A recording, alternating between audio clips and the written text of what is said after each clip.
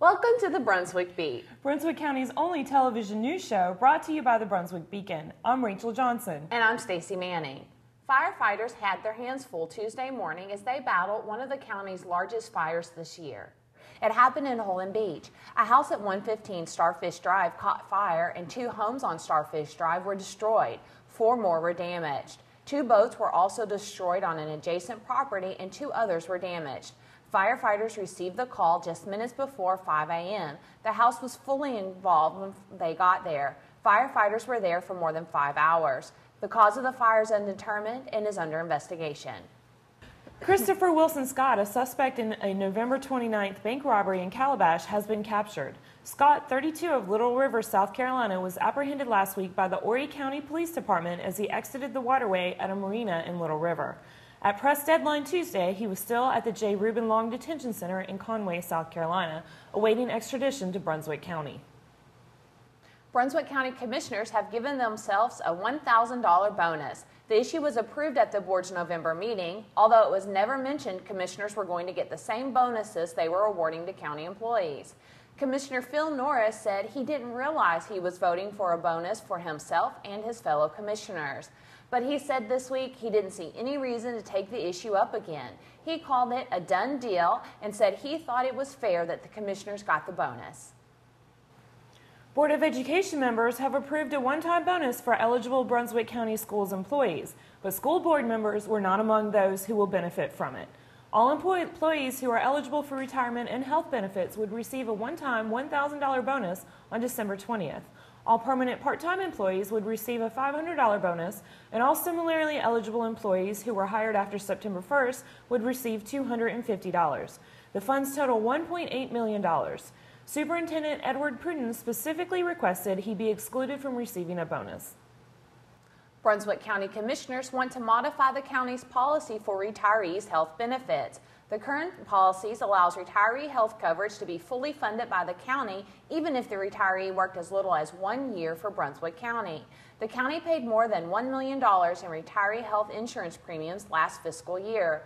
Commissioner Scott Phillips suggested retirees must work 15 years or 10 continuous years in Brunswick County to be eligible.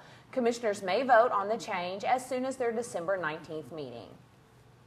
This week, the Beacon continues our series on scams, many of which target the area's elderly and retirees. Local residents have reported more than $500,000 in losses to overseas scams during the past 2 years. Most of the scams originate offshore, which makes them difficult, if not impossible, to prosecute or recoup losses.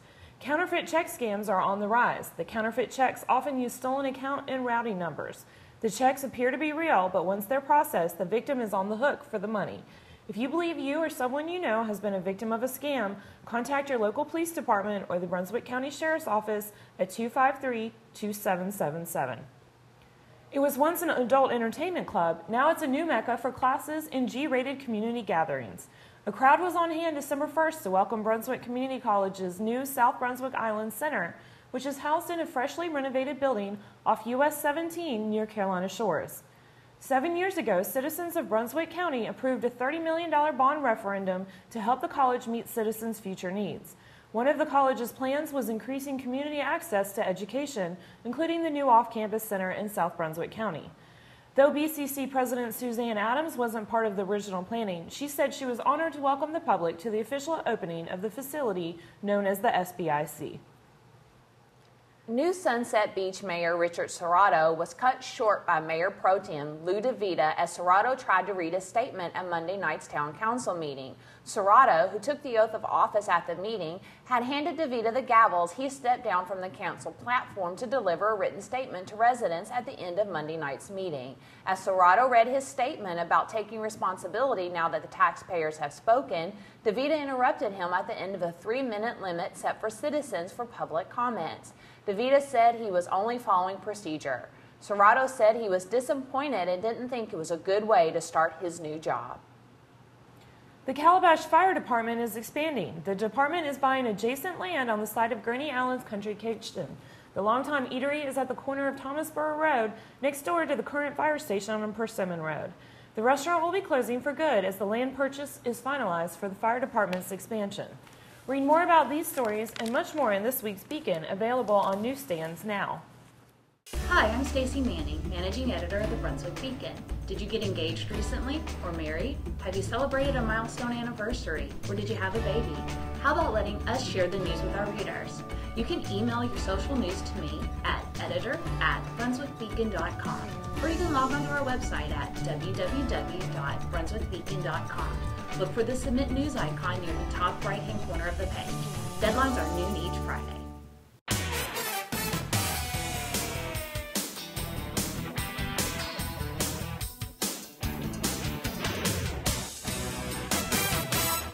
Welcome to the Beacon Sports Report. Jimmy Fletcher is out as West Brunswick High School football coach. Athletic Director John Floyd said it was West's sub-500 finishes in Fletcher's 9 years at West, including a winless 2007 season, that prompted Floyd to make a change. 2 days after Fletcher was fired, he received a job offer at another school, which is a testament to the respect Fletcher has earned in the Carolinas, where his teams made playoff appearances in 8 of his 9 years as coach.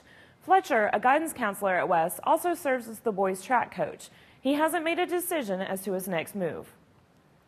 In local high school basketball action, North Myrtle Beach topped West Brunswick 75-61 November 29th in a non-conference matchup at West.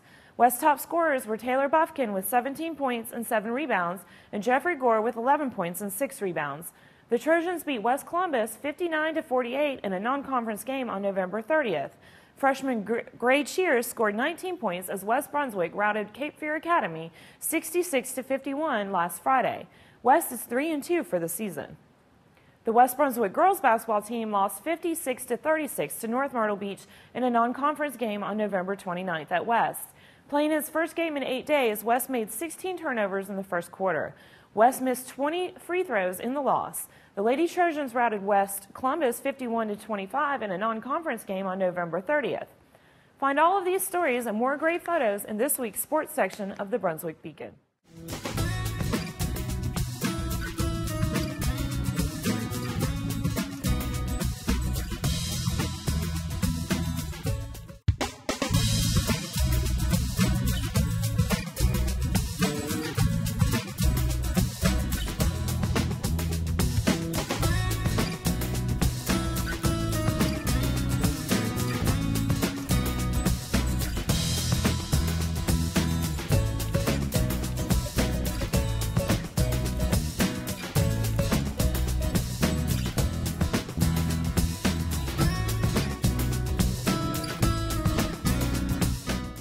Hi, I'm Rachel Johnson, staff writer with the Brunswick Beacon.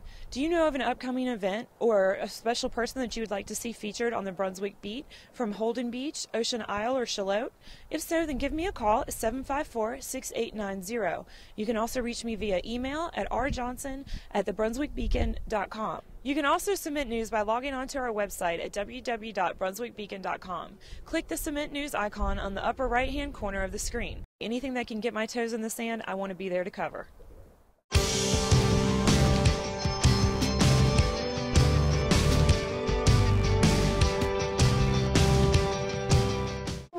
Hi, I'm Laura Lewis. I'm here at Brunswick County Animal Shelter today with Rue. She and her brother Moo are black and white. They're about 3 years old. Their owner could no longer care for them and so brought them to the shelter in hopes that a good new home can be found for them. So come on out and visit with Rue and Moo, who is right up here, and they would love to meet you. And there are a lot of other cats, kittens, and dogs here who need good homes.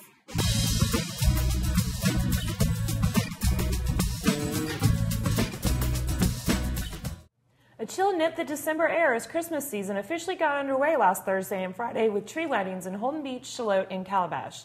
A large crowd, estimated nearly 1,000, gathered outside Callahan's gift shop for Calabash's 16th annual event that featured the Spirit of Calabash Christmas Parade, an Elvis impersonator, kindergarten and senior dancers, caroling, a candle lighting, and tree lighting. A collection of food, clothing, and money to aid those less fortunate is still underway in conjunction with the Calabash event. Contact Laura Ward at Seaside Animal Care at 579-5550 for more information. Students at Shallotte Middle School teamed up to help the community during their 10th annual turkey trot on Tuesday before Thanksgiving. Participation in the 2-mile turkey trot was allowed on a donation basis. Students could donate 3 canned goods or $1.50 to participate. 512 students joined in the effort, which raised $645 and filled 25 recycle bins. The cash will be divided between 3 area food pantries. Students at West Brunswick High School have something to celebrate.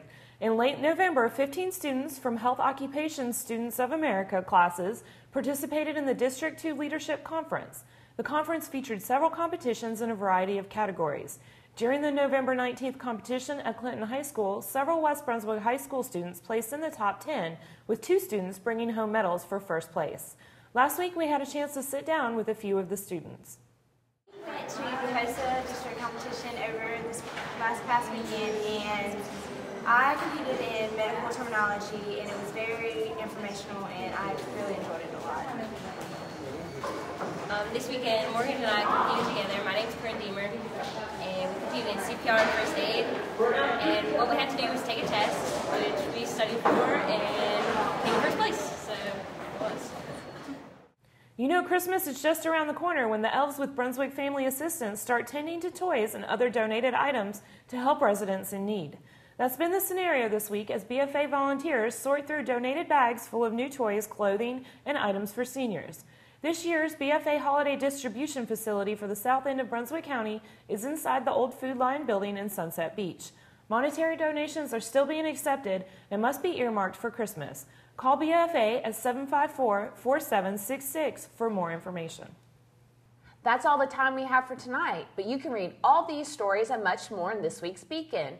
Did you know you may be eligible to win a $100 Visa gift card because you watch ATMC and Brunswick Beat? We want to hear about what you think about this channel and our show. Go online to www.atmc.net/TV survey and complete a survey for a chance to be entered into a gift card drawing. As always, you can email us at brunswickbeat@brunswickbeacon.com.